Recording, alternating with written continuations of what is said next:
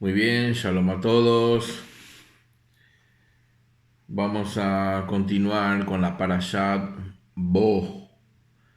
Esta parashat Bo, que en español significa ven, Bo. Muy bien, se encuentra esta parashat en Éxodo capítulo 10 del verso 1 al capítulo 13, verso 16. Muy bien, eh, venimos estudiando que el pueblo de Israel estaba esclavizado todavía en Egipto. Ok, seguimos con Israel aún en Egipto. Perfecto. Y ahora vamos a ver las plagas de Egipto. En realidad, dice la Torah, Makot, y no dice plagas. Se tradujo como plagas porque no deja de ser cierto que fueron plagas, pero el hebreo dice makot y makot significa golpes. Makot, golpes. Entonces, son los 10 golpes que recibió Egipto, que son los 10 makot en hebreo. ¿Mm? Las 10 plagas, traducida como plagas. ¿Mm? Ok, ahora, ¿qué son estas plagas o qué son estos golpes? ¿Cuál es la naturaleza de estos golpes? O sea, ¿por qué los golpes? ¿Por qué vinieron esos golpes? ¿Por qué son inclusive necesarias esas plagas o esos golpes? ¿Eh? ¿Por qué vinieron de la manera que vinieron? Todo eso vamos a respondernos ahora. Vamos a olvidarnos entre comillas, de esto como si fuera una mera historia o algo que pudo haber pasado. Y lo vamos a analizar de manera un poco más profunda. Vamos a meternos un poco en el significado de esto. ¿Mm? Vamos a entender algunas cosas nuevas. Perfecto. Vamos a entender qué son los makot, los golpes, por qué vinieron, para qué vinieron, por qué vinieron de la manera en que vinieron y incluso por qué fueron necesarios. Ok, primero vamos a ver algunas relaciones que esto tiene para explicar lo que vamos a ver hoy. Es muy fuerte. Entonces, vamos a relacionar esto con otras 10 menciones que hace la Torah. El mundo fue creado con 10 dichos o con 10 ma'amarot, con 10 dichos o con 10 proclamas. ¿Mm? 9 de ellas comienzan diciendo con Bayomer y dijo. Digo bien, Bayomer, o sea, repito, y dijo. Esa es la traducción. Porque está escrito, Bayomer Adonai, y dijo Dios, o Bayomer Elohim, mejor dicho. Eh, sí, porque Elohim es el creador. Es la manera en que el Or Ein Sof, la luz infinita, se manifiesta al universo la primera vez como Elohim. Ok, entonces 9 veces está escrito Bayomer Elohim y dijo Dios. Por ejemplo, y dijo Dios, sea la luz. ¿Mm? Y dijo Dios, em, a ver, sea la luz, y sea esto, y sea aquello, y sea aquello, ¿vale? No quiero detenerme en detalle porque estoy muy concentrado en lo que vamos a decir. Ok, entonces, Y la décima palabra no es Vayomer, sino que es Bereshit, en el principio. Pero Bereshit, ¿m? Literalmente es en el principio. Pero también el hebreo se presta o directo indica dos cosas más: con el principio y también para el principio. O sea, de tres maneras se puede traducir: en el principio, con el principio y para el principio. Y que estas tres explicaciones también tiene su manera de entender y de ver y sus profundidades. Perfecto. Pero ahora vamos a ir a entender las 10 Ma'amarot, o sea, los 10 dichos, ¿eh? Incluyendo las 9 veces que se dice Vayomer Adonai o Vayomer Elohim, perdón, y dijo Dios, y también Bereshit. Ok. Ahí son los 10 dichos o las 10 proclamas, ¿eh? Los 10 Ma'amarot, con los cuales Elohim creó el mundo. Entonces, Ma'amarot, dichos, proclamas. Ok. La naturaleza, o sea, la creación, en sí misma es la ocultación de la luz de Dios. Repito, la creación en sí misma es la ocultación de la luz de Dios. ¿Qué oculta? ¿Qué oculta? ¿Qué hay en esa luz? Oculta sus nombres con los que Él se revela o se manifiesta. Detrás de todo lo que vemos, ahí atrás de eso, se encuentra, detrás de todo lo que vemos, se encuentra Dios, así de plano.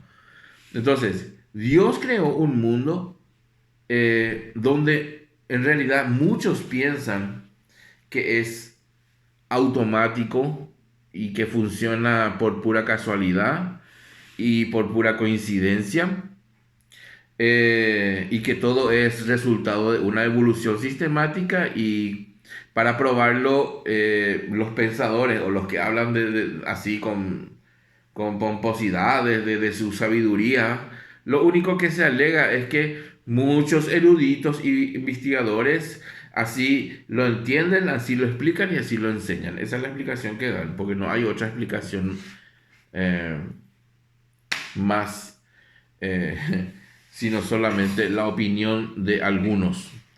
Eso es para muchos gran razón y motivo para creer eh, de que todo es casualidad y de que no hay un creador. Muy bien, pero nosotros, Baruch Hashem, vamos a estudiar sí desde la Torah, porque sabemos, Baruch Hashem, en nuestro espíritu, ¿eh? En nuestra Neshama, sabemos nosotros de que hay un creador. Es más lógico entender de que hay un creador. Ok. Nosotros dijimos que de algún modo la naturaleza, o sea, la creación, oculta la luz divina. Y todas las creaciones naturales que podamos ver en el primer versículo de Bereshit, o sea, de Génesis, hechas por esos 10 dichos. Por ejemplo, como dije hace rato, Vayomer Elohim, y dijo Dios, sea la luz, y fue la luz, y sepárese el agua de las aguas, o sea, creó el mar, creó la tierra, las luminarias, las estrellas, el sol, luego las hierbas, y bueno, nos creó a nosotros, los hombres también, claro. Eh, Entonces, todo esto es lo que vemos en la naturaleza, en la creación. ¿Eh? Entonces, esto en sí son 10 niveles de ocultación de la luz divina. 10 niveles de la ocultación. Las 10 veces que se dijo Vayomer Elohim y dijo Dios, y la palabra Bereshit en total son 10. Esas son 10 ocultaciones de la luz divina. O sea, la luz divina se oculta detrás de la naturaleza. Por medio de estas 10 proclamas o 10 dichos que son los Ma'amarot. Mientras que vamos viendo que la palabra Ma'amarot, para empezar, viene de la palabra amar o leemor, que significa hablar. Y esta expresión, Ma'amarot, en plural, dichos, dichos, ocultan la luz. Esta expresión oculta. Leemor o amar es decir o dichos en hebreo en plural es Ma'amarot. Esa palabra oculta. Porque luego vamos a ver también las que sí revelan la luz, que es la expresión dibrot, que viene de dibur. Por ejemplo, las dibrot son también dichos, pero es como hablar. Vamos a ir entendiendo de a poco, porque las dos cosas en hebreo tienen dos connotaciones diferentes. El hablar y el decir. Vamos a ir de a poco, de a poco, de a poco, porque es un poco complicado esta parte. En hebreo tiene un sentido cuando dice la Torah, y habló Dios, y habló Dios, Vayomer Elohim, o cuando dice ledaber, y dijo, ledaber, y dijo. Por ejemplo, déjenme entrar un poquito aquí, y las dibrot, ok. Las 10 dibrot, que viene de la palabra ledaber, que es decir algo, ellas están en el monte Sinaí. Los 10 mandamientos. Nosotros lo conocemos como los 10 mandamientos. ¿Se entiende? Entonces vamos a relacionar lo que está pasando aquí. Primero dijimos las Makot, que son las plagas, que son 10. Luego dijimos la creación, que son 10 proclamas o 10 dichos, que son las Ma'amarot. Y ahora ya estamos hablando de los 10 mandamientos, que son las Dibrot. ¿Se entiende? Ok, paso a paso.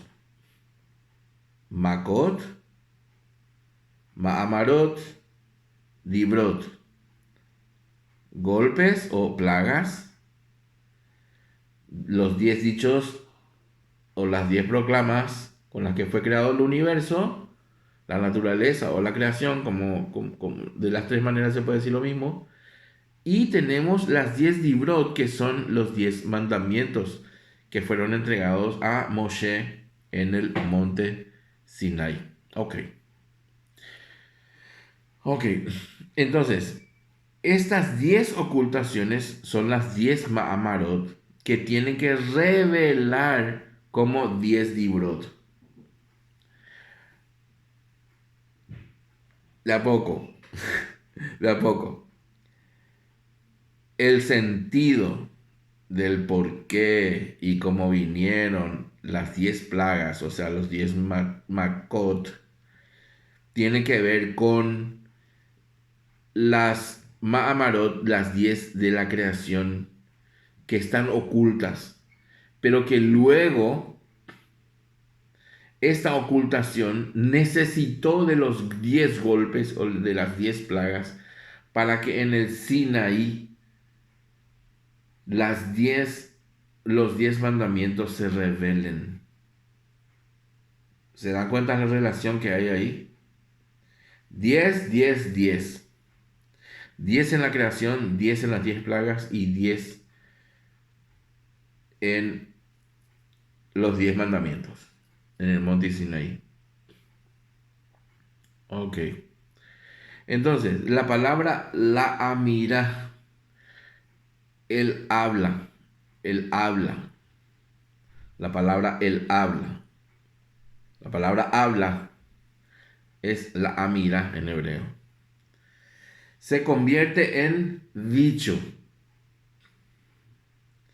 Por eso es que dice la Torá, habló Dios a Moshe y dijo. ¿Se dan cuenta del sentido que cómo va en orden? Habló y luego dijo. ¿Se entienden? ¿Por qué la Torá utiliza esto? Porque hay un mensaje ahí.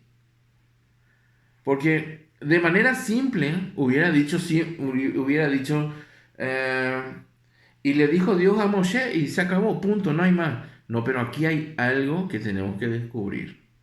Ok. Entonces, el habla es algo de manera general. Pero el dicho, desde el punto de vista hebreo, viene a revelar. Repito, el habla, el Bayomer,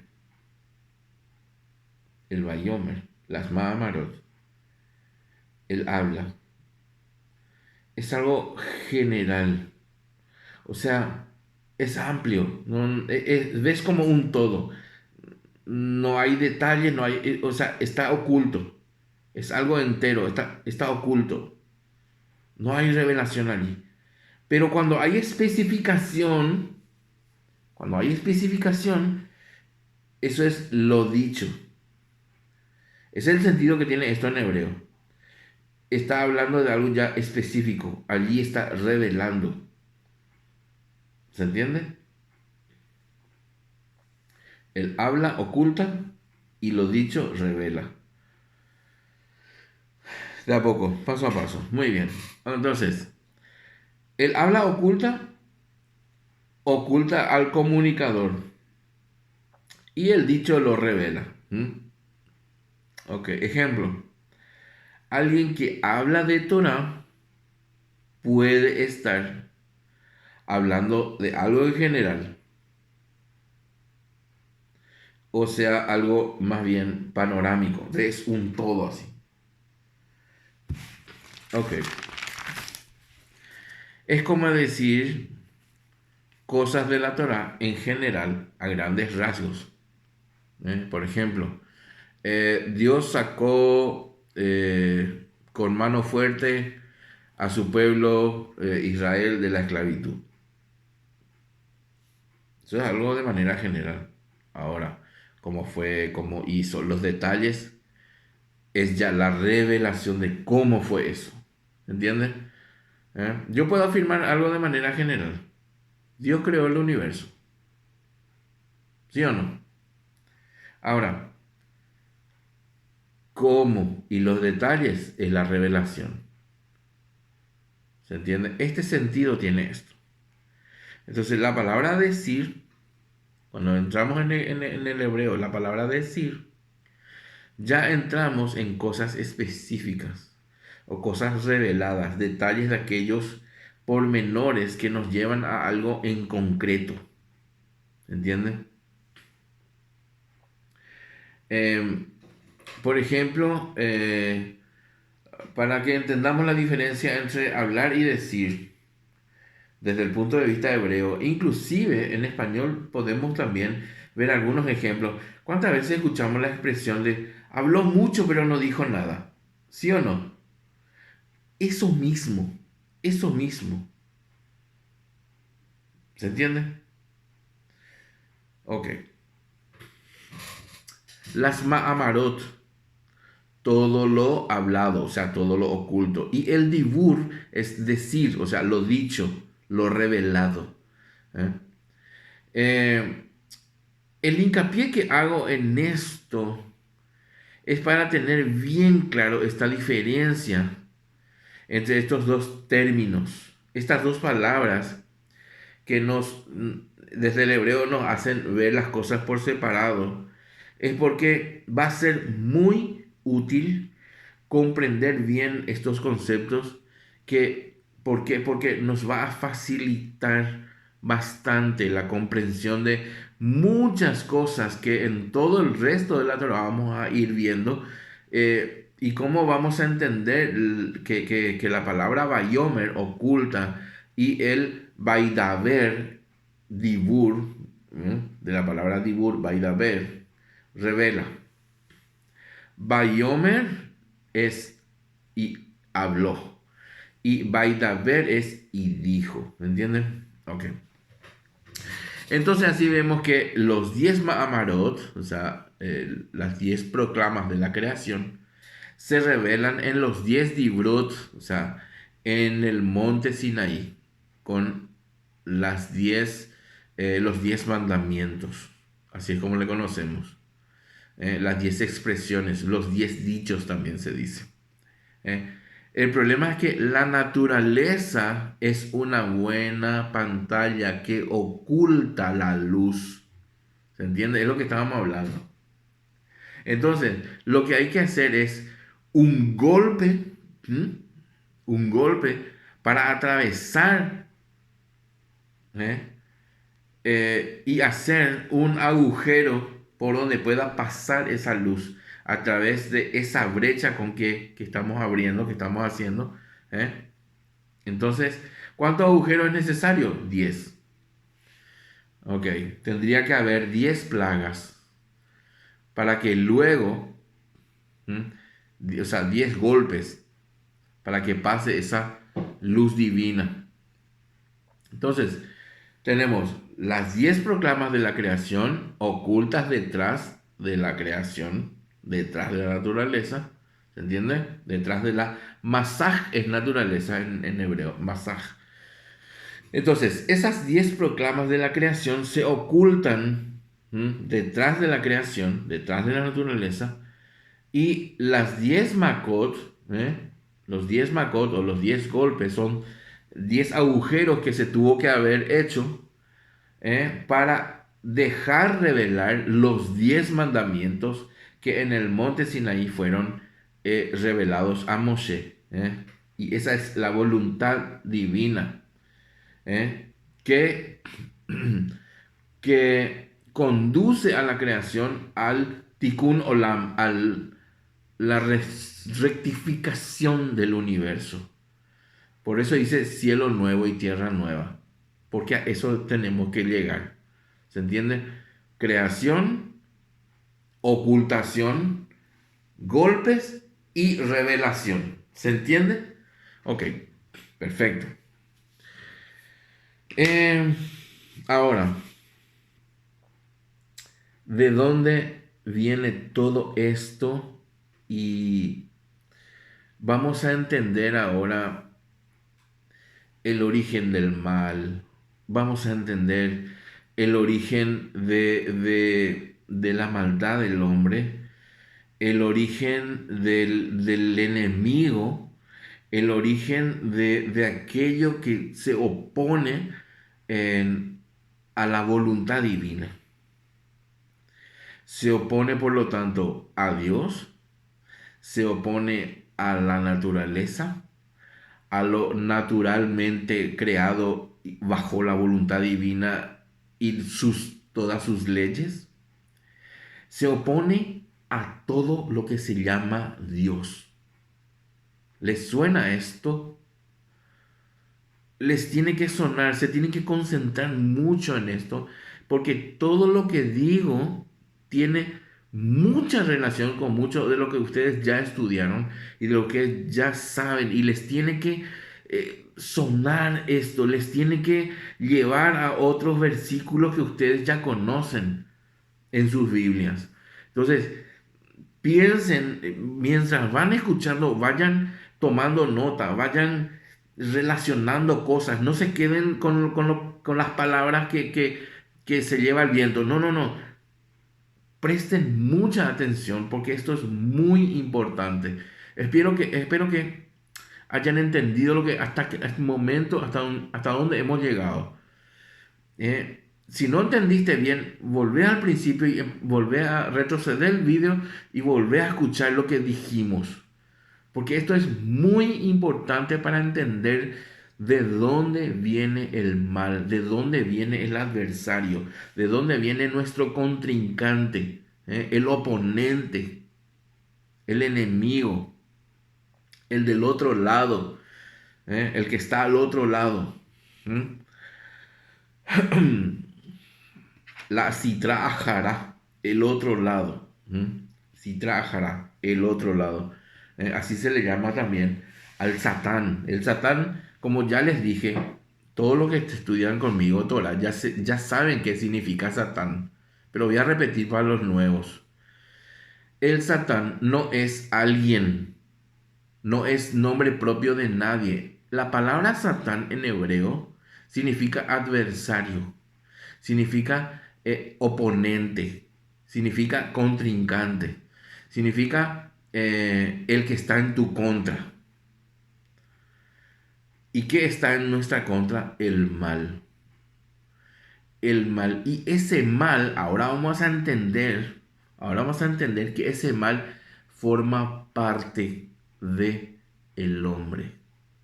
Es parte del hombre. Lo voy a llevar a algo más sencillo, urgente, para que podamos entender de buena primera, de que Pablo le llama el mal que mora en mí. ¿Se entiende? Pablo lo tenía bien claro, y todos los que estudian Torah desde milenios atrás lo tenían bien claro.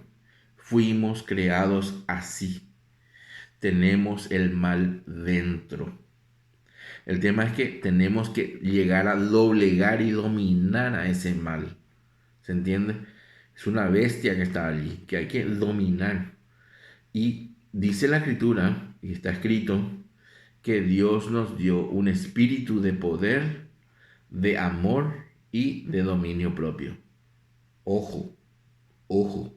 Dios no creó inútiles, fracasados y no. Dios nos creó a su imagen y semejanza y nos dio espíritu de poder, de amor y de dominio propio.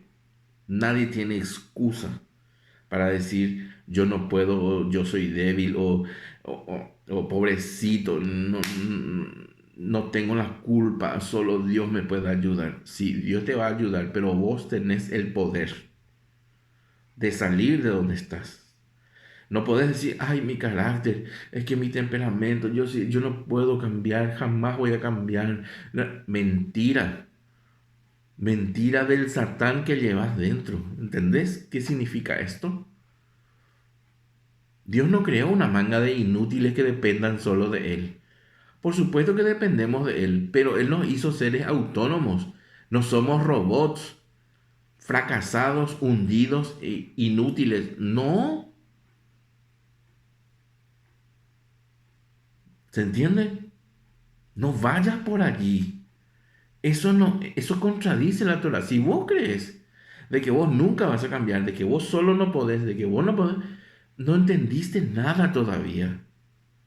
Estás perdiendo tu tiempo. ¿Cuántos años perdiste? ¿Un año, 2 años, 5 años, 10 años, 40 años estás en tu religión y no entendiste esto? ¿50 años?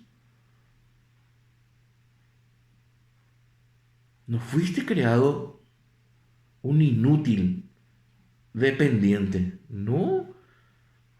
Dios te hizo un ser autónomo, un ser con poder. Ahora, ¿sos perfecto? No. ¿Vas camino hacia ahí? Sí. Él comenzó esa obra en nosotros y está escrito que Él la va a terminar. Pero mientras eso no llega, la terminación no llega, me toca a mí trabajar en mí. Me toca a mí. Yo no puedo quedarme de brazos cruzados y decir, yo no puedo, pobrecito. Es que si Dios no me ayuda, yo aquí me hundo, pobrecito. Ay, pobrecito, pobrecito. No puedo vivir esa vida. Dios no me creó para eso. Dios no me creó para vivir como un fracasado espiritual. ¿Sabe para qué Dios nos creó? Para rectificar el mundo. Él se manifiesta a través de la humanidad también. Y vos y yo somos una herramienta en sus manos. Nosotros tenemos una tarea que hacer en esta tierra y es rectificar. ¿Qué es rectificar? Rectificar es restaurar algo caído. ¿Y qué está caído? La humanidad está caída. La humanidad está caída, está corrompida, está hecha polvo, está hecho pedazos. El universo, todo está contaminado por la maldad del hombre. ¿Qué me toca a mí? Hacer un esfuerzo y trabajar, porque dice que somos co-creadores, somos colaboradores, somos siervos. Y el siervo, el co-creador, el co-creador, el colaborador, ¿qué hace? Se cruza el brazo y dice, Dios ya hizo todo. Si esa es tu teología, estás perdiendo tiempo en tu religión, te digo bien. Estás perdiendo tiempo, no te sirve de nada. ¿De qué te sirve decir, Dios ya hizo todo? Y se mal utiliza, muy mal, porque nadie entiende todo lo que esgrimen. Hay un versículo que dice, aquel que está en el Mesías, nueva criatura es. Las cosas viejas pasaron y aquí todas son hechas nuevas. Eso sacan como una gran excusa y no saben lo que significa. Y te esgrimen eso para decirte, no tengo que hacer nada, absolutamente nada, Dios ya hizo todo.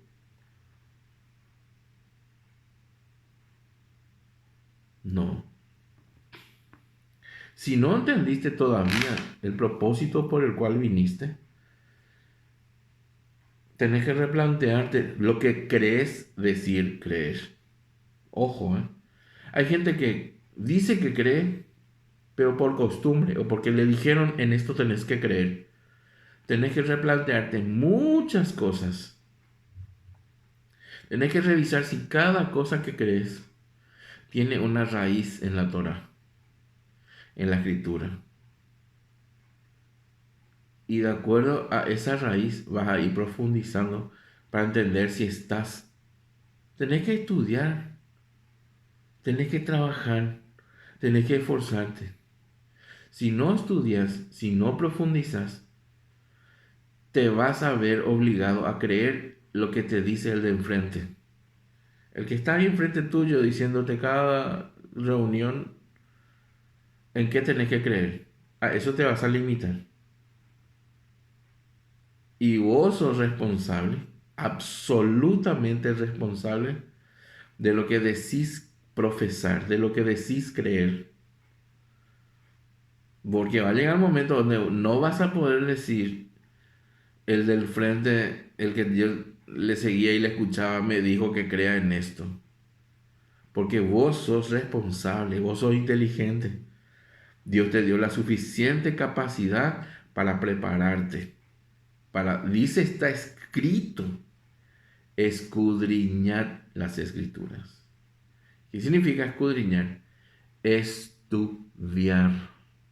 Y si vos no tenés el tiempo suficiente para escarbar, asociate con alguien que te enseña la Torah, con alguien que te enseña la escritura, acércate a tu pastor, a tu líder espiritual y estudia en serio. Y tenés que estudiar. Sin estudiar estás obligado a creer lo que otros te digan.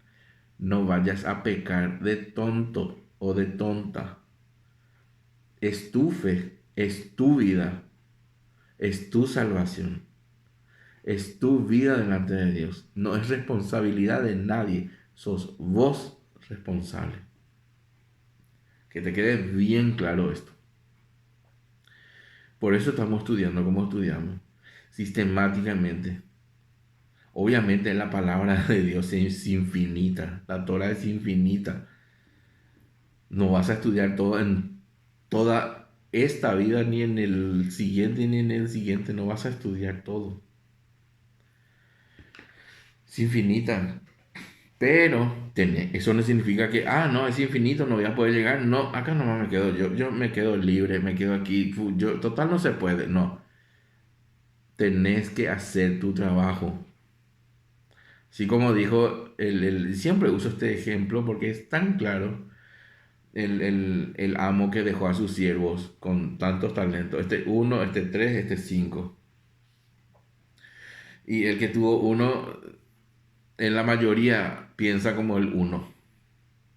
No, yo uno más lo tengo ya. Esto no sirve para nada. Esto no. Y se fue y enterró. No vayas a enterrar lo que Dios te dio. Ok. Este paréntesis hago porque la gente tiene que entender esto.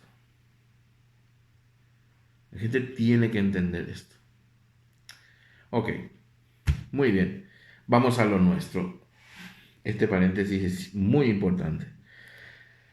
Eh, Ahora,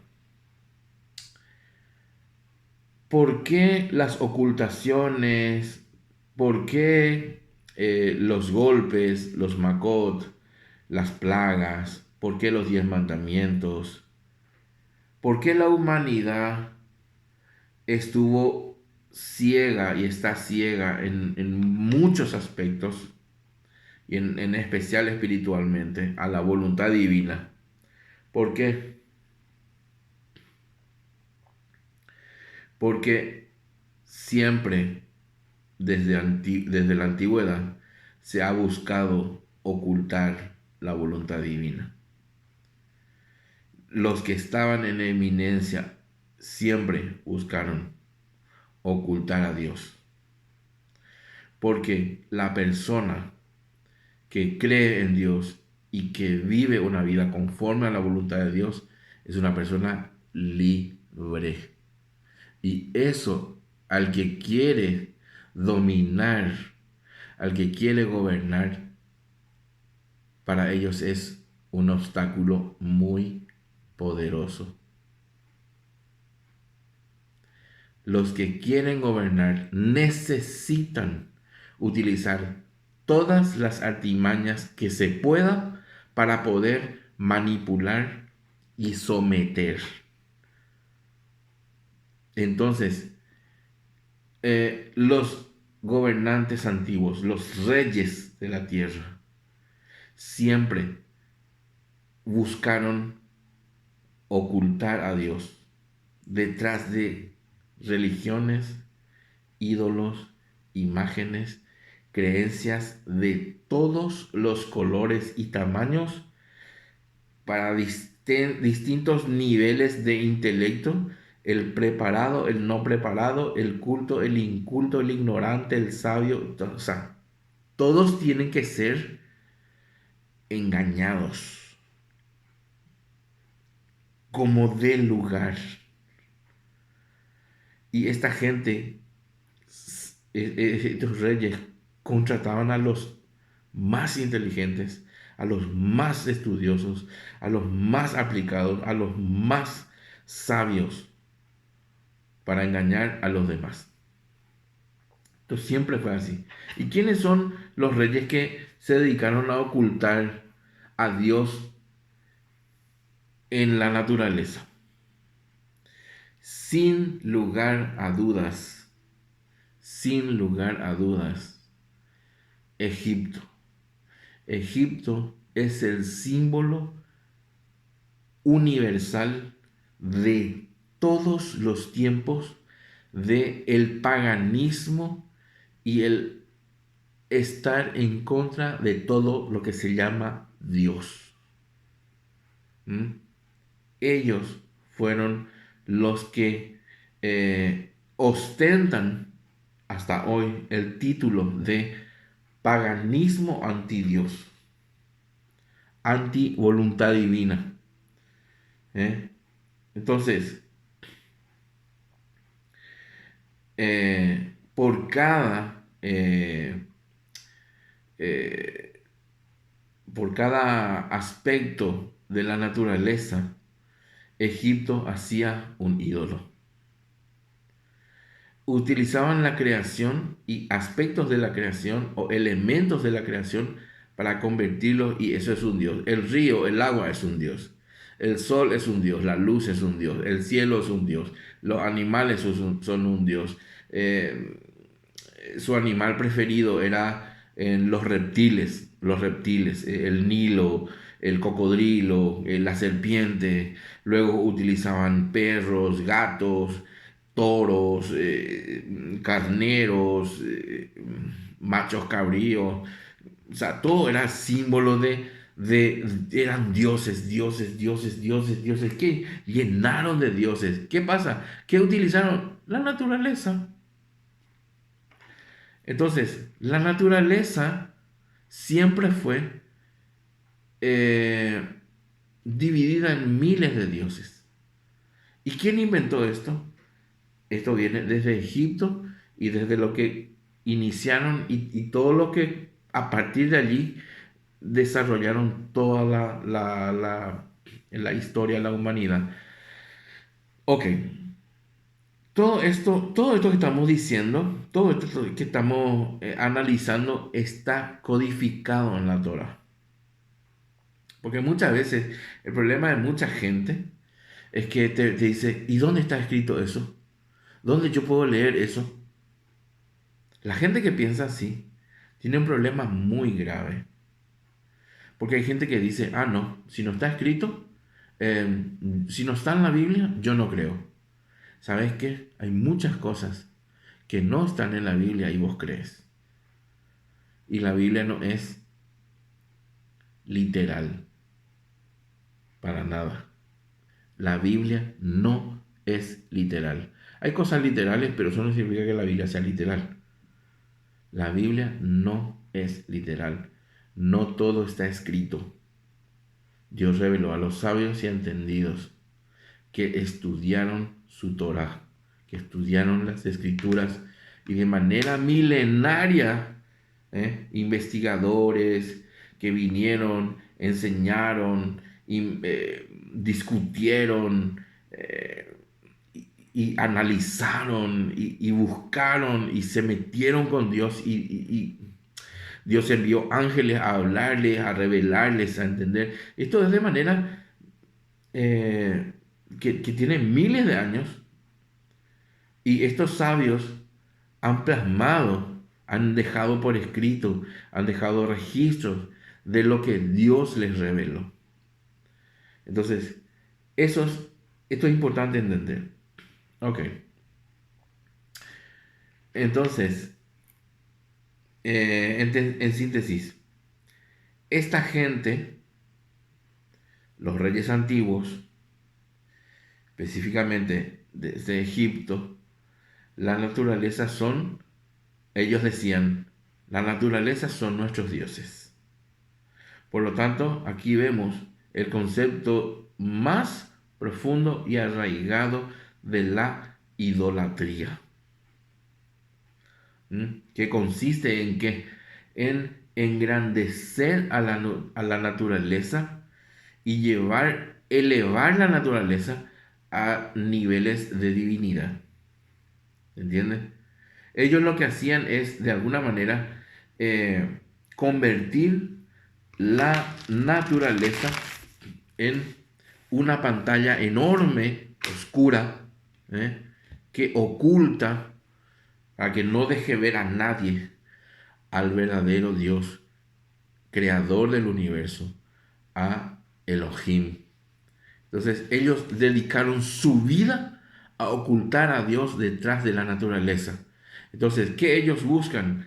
Buscan que la humanidad vea a la naturaleza como el fin, como el objetivo de todo. Que se vea a la naturaleza como un gran conjunto de fuerzas independientes, como que cada fenómeno natural sea un dios.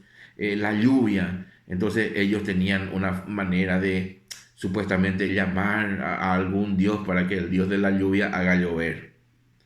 Entonces, el dios del viento, llamaban al dios del viento y tenían hacían todo lo que ellos creían para llamar al dios del viento, al dios del agua, al dios del sol, al dios del frío, todo eran dioses para ellos. Entonces, la intención era ocultar a Dios de las personas. Eso es Egipto. Eso es Egipto. Ok, por eso se usa la figura de Egipto como símbolo universal de la idolatría y el paganismo. Una gran costra, en hebreo, costra o escama es clipá. La palabra clipá significa costra o escama. ¿Se entiende? La palabra clipa o clipot en plural, escamas o cáscaras o costras, cáscaras. Cáscara, esa es la manera más fácil de entender. Las clipot son cáscaras. Entonces,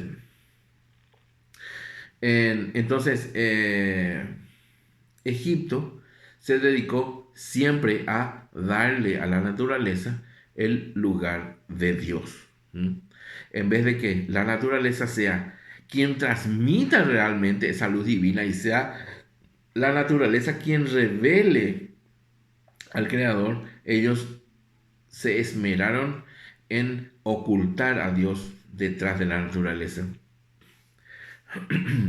Entonces, por eso es que vemos eh, que la naturaleza en realidad ahora es una gran clipa, o sea, es una cáscara que no deja ver a Dios.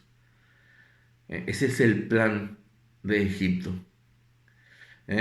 Y son varias cáscaras, son varios dioses, ya dijimos el ejemplo de cómo funciona. Y a estas cáscaras de oscuridad, en hebreo, como ya les dije, la palabra que se usa es clipa, que son las costras, las clipot en hebreo en plural, las clipot. Ahora, ¿de dónde nace, de dónde nacen las clipot o las cáscaras? ¿Cuál es el origen de las clipot? ¿De dónde salen estas 10 cáscaras que ahora ya les vemos como 10 cáscaras? ¿Eh? A la naturaleza. ¿Se acuerdan que la naturaleza tiene 10 proclamas? Ahora ya le vemos como 10 cáscaras. ¿De dónde salen estas 10 cáscaras?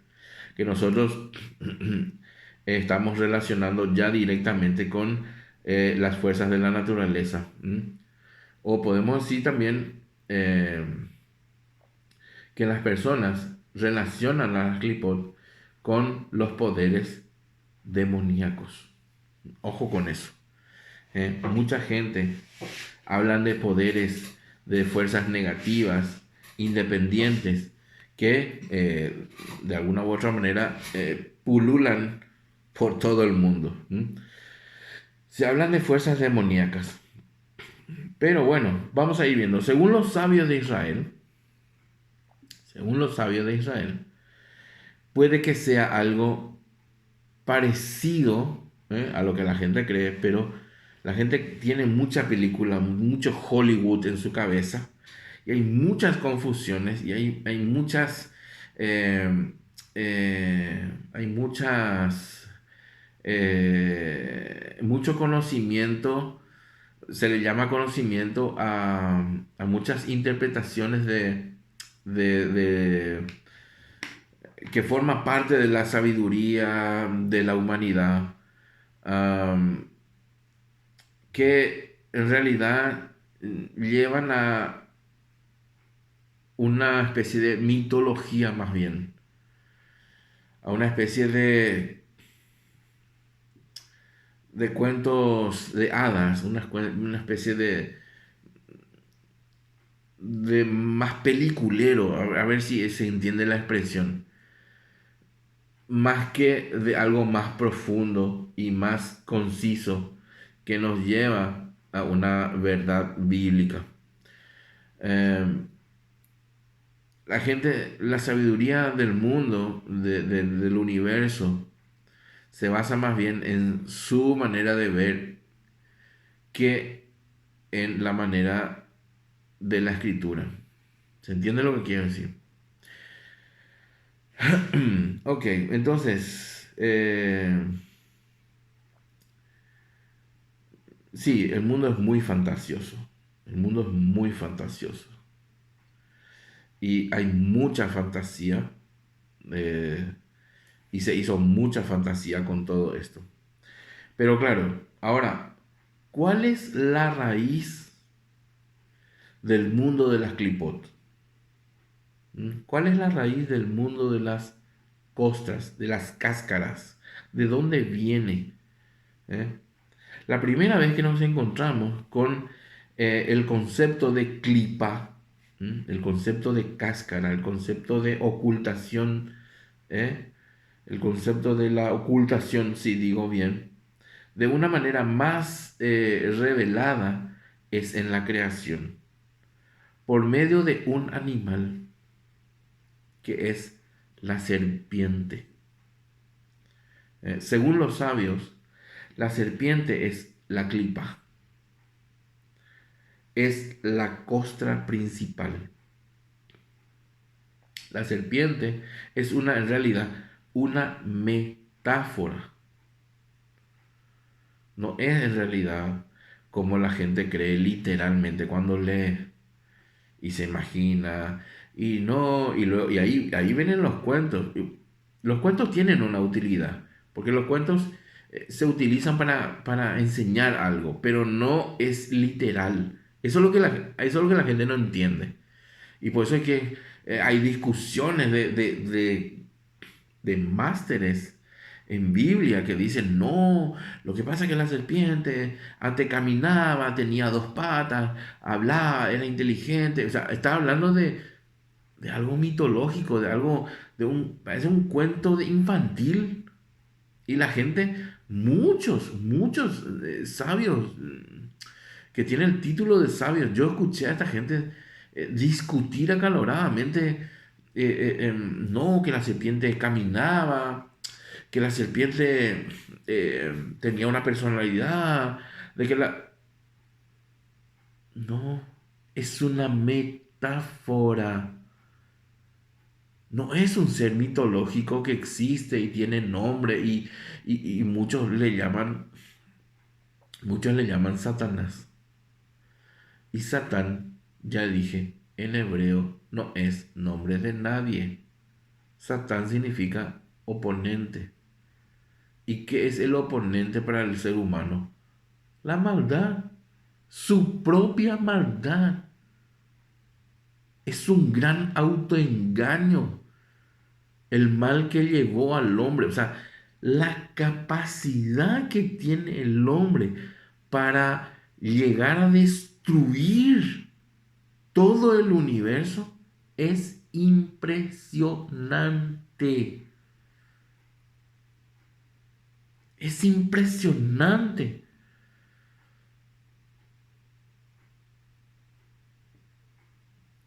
El poder que tiene el hombre para autodestruirse no tiene nombre, no tiene límites. ¿Sabían eso? Es muy fuerte. La serpiente es una metáfora del mundo de las clipot, del mundo de la oscuridad. ¿Por qué utilizamos el mundo? ¿Por qué decimos el mundo de la oscuridad? Porque utilizamos todo como metáfora, porque la gente no ve y todo lo que es desde la Torah cuando hablamos y decimos luz, estamos hablando de conocimiento. Cuando hablamos de la luz de la escritura, estamos hablando del conocimiento, de la revelación de Dios. Y cuando decimos el mundo de la oscuridad, el reino de la oscuridad o el príncipe de la oscuridad, no estamos hablando de uno que es, que tiene cuernitos y tiene su tridente y tiene, ay, qué malo, jajaja, se ríe. Fantasía infantil. La Torah utiliza cuentos. Los sabios utilizan los midrash, los midrashim, que son cuentos, que son parábolas. Cuentos y parábolas, ¿qué son? Ejemplos. No son cosas literales. Son ejemplos. Se usan ejemplos, se usan cuentos de manera infantil para que sea sencillo de entender. Pero eso no significa que eso sea así como se dice. ¿Se entiende? Tenemos que madurar en este aspecto. Por eso yo digo siempre, el Satán lo llevamos dentro, el enemigo está dentro. Como dije hace rato, Pablo dice, el pecado que mora en mí. ¿Se entiende? Entonces, por eso dicen los sabios que la serpiente es una metáfora del mundo de las clipot. En Génesis 2:25 dice, Baihu she'echem, perdón, leo bien, Baihu she'nechem arumim ha'adam be'ishto velo itboshashu. ¿Qué significa esto? Y estaban ambos desnudos, el hombre y su mujer, y no se avergonzaban. ¿Qué significa esto? Es que aquí está algo oculto. Hay una palabra que se utiliza para decir desnudos, la palabra hebrea es arumim. La palabra arumim es desnudos o arum es desnudo. Ok. Génesis 3:1 dice, Behanahash haya arum mikol haya hasade asa asher Adonai Elohim bayomer el haisha ifki amar Elohim lo dejolú mikol etz ahagam. Y la serpiente, traducción, y la serpiente era astuta más que cualquier animal del campo que hizo el eterno Dios, y dijo a la mujer, con que ha dicho Dios así, no comáis de todo árbol del jardín. En este versículo, otra vez repite la Torah la palabra Arum. Behanahash haya Arum. Y la serpiente era astuta. Arum, Arumim. Adán y Eva estaban Arumim, estaban desnudos. En plural, Arumim. Pero si digo Adán estaba desnudo, Adán estaba Arum. Beja Adán, Haya Arum. Digo, y el hombre estaba desnudo. Y puedo decir la mujer también. Beja Isha, Haya Arum. Y la mujer estaba desnuda. Y acá dice, Behanahash Hayarum. Y la serpiente estaba desnuda. ¿Y cómo traduce la Torah? Como astuta. ¿Por qué este juego de palabras para decir desnudez y astucia? Usa la misma palabra para decir las dos cosas. Adán y Eva estaban Arumim, en plural, y la serpiente estaba Arum, en singular. Arum, Arumim. Arum en singular y Arumim en plural. ¿Qué significa desnudos o astutos? La serpiente estaba astuta. ¿Se entiende? Entonces, si traducimos el verso anterior, primer verso que leímos, diríamos, y la serpiente estaba desnuda más que cualquier animal del campo.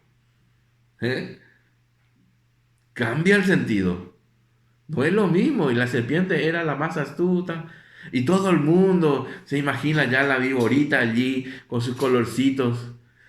Oh, qué astuta. Oh, ella es la más inteligente. Y la fábula que se inventa es impresionante.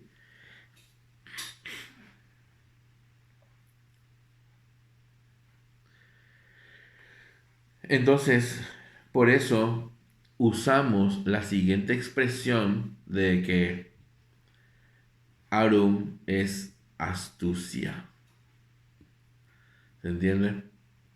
Entonces, lo que vemos aquí es que la Torah utiliza un juego de palabras para explicar esto de manera más profunda.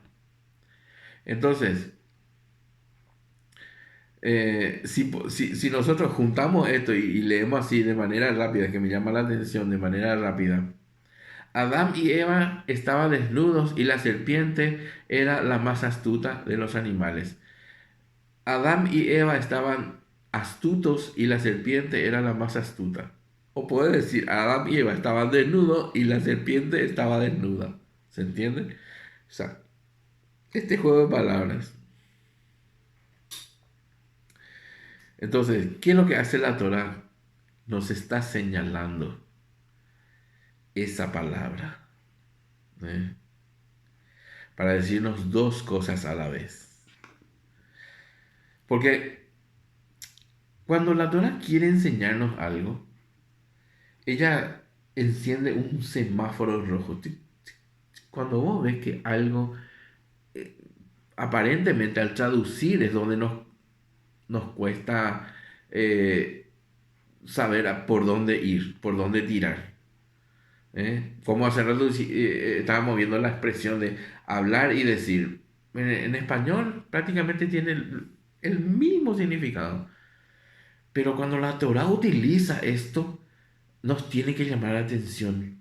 No es sencillo, o sea, no es allí así nomás. No, no, no, allí hay algo que hay que...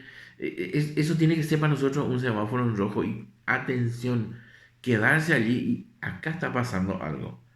Eso es lo que está haciendo la Torah eh, eh, a nosotros. Entonces lo que nos está diciendo, detente, quédate aquí, porque aquí hay algo que te puedo enseñar. Sumergite, sumergite, entra, busca, porque aquí vas a comprender algo nuevo. Aquí hay un mensaje que te va a llevar y te va a enseñar. Entonces, en este caso, nos está llevando a relacionar la desnudez y la astucia, ¿no?, que están estrechamente enlazadas. ¿eh?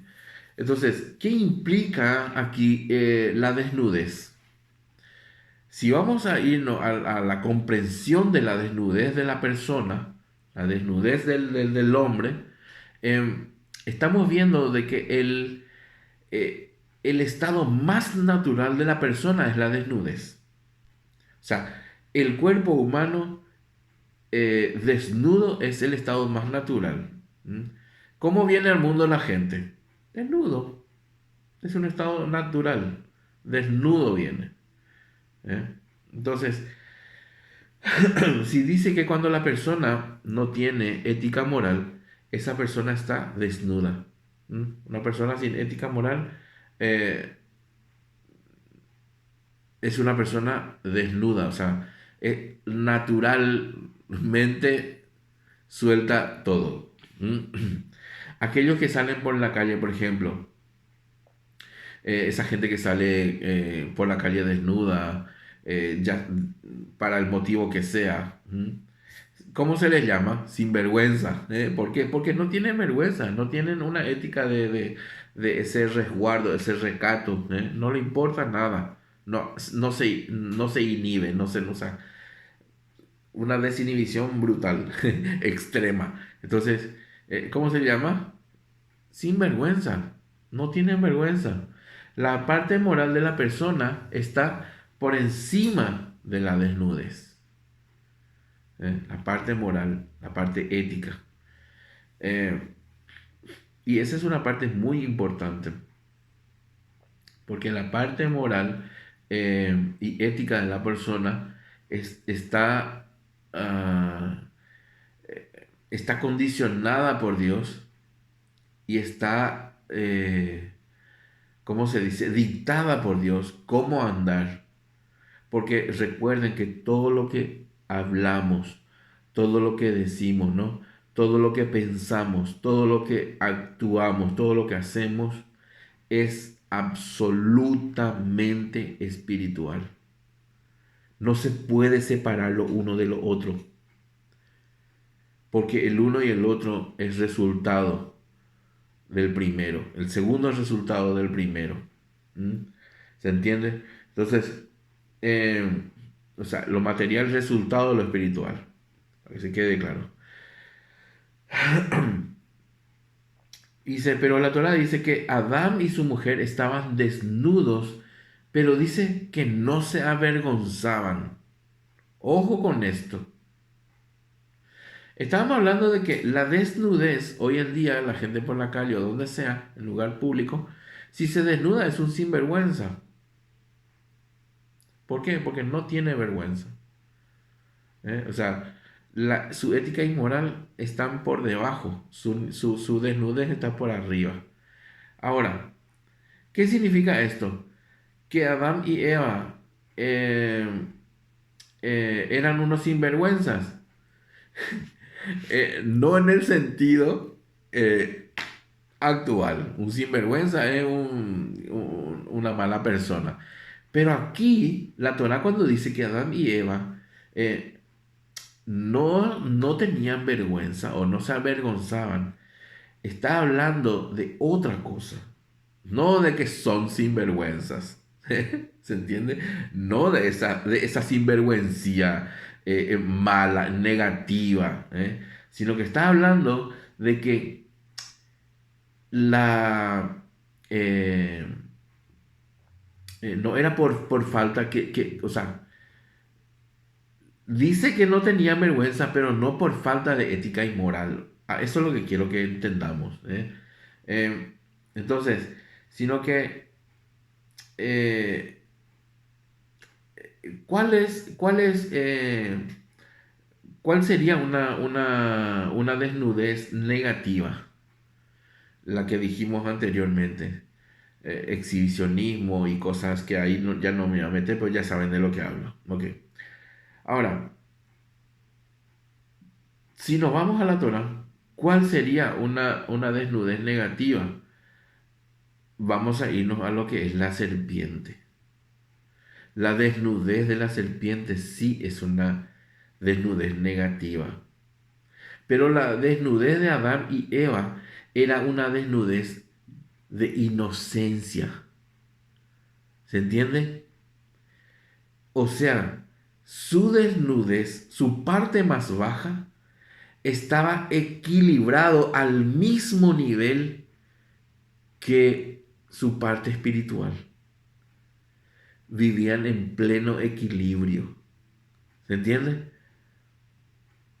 No había algo caído, algo malo, o mal visto, o una depravación. No.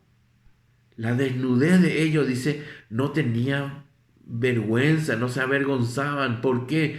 Porque la Torá nos está diciendo que en ese nivel de luz en el que ellos vivían, tanto la desnudez como la espiritualidad estaban en un mismo plano, estaban en pleno equilibrio, en un equilibrio santo, en un equilibrio de divinidad, donde la presencia divina se paseaba. ¿Se entiende? En ese ambiente estaban ellos. Pero no así, ojo, No así la desnudez de la serpiente, que sí es algo negativo. ¿eh? Entonces, aquí lo que la Torah nos está enseñando es que hay dos tipos de desnudeces. ¿eh? Que el hombre, como dijimos, en un nivel que no se avergonzaba de su desnudez, esa era su naturaleza. No se avergonzaba. Ahora, ¿qué es lo que provoca la vergüenza? O sea, ¿qué hace que tengas vergüenza? ¿Qué hace que la persona tenga vergüenza? Cuando algo está fuera de su lugar. Cuando algo no está en su sitio. Eso provoca vergüenza. ¿Por qué el pecador cuando peca tiene vergüenza? Porque lo que hizo no está bien, no está en su sitio, está desubicado, no es allí su lugar. Por eso el pecador se siente mal. Bueno, hay pecadores que ya están inmunizados y ya les da igual. Bueno, esa gente es la gente que va a ir para el otro lado. Pero ahí no nos vamos a meter, no me interesa. Ahora, cuando algo no está en su lugar, cuando algo no está a la altura o al nivel que debe estar, porque simplemente no debería estar allí, es donde surge el sentimiento y esa sensación de vergüenza, de trágame tierra, de la vergüenza. Es como que esto no debería de estar pasando. Esa es la sensación de la vergüenza. Esto no debería estar pasando. ¿eh? Porque esto aquí no encaja. Esto no va conmigo. Esto está desubicado. Ok. ¿Se entiende?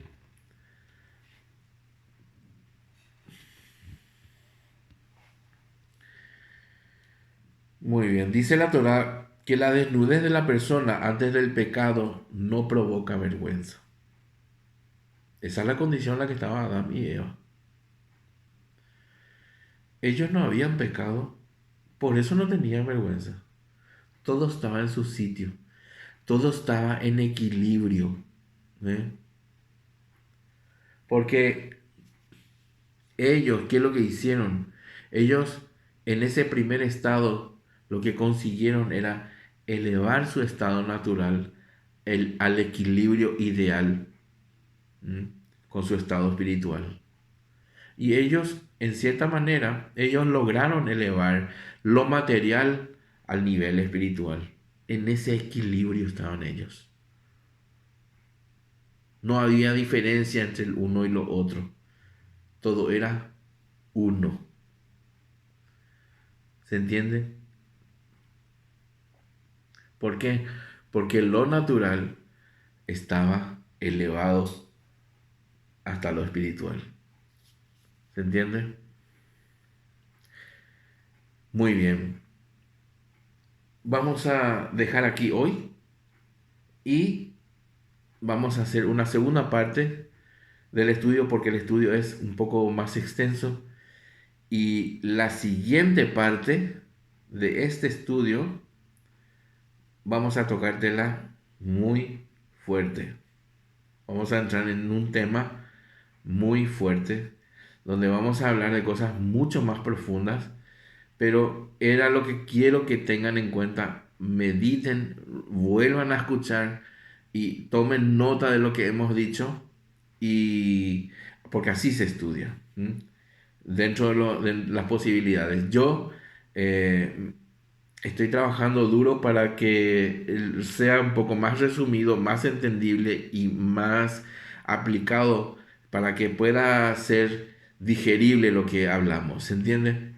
Muy bien. Shalom a todos.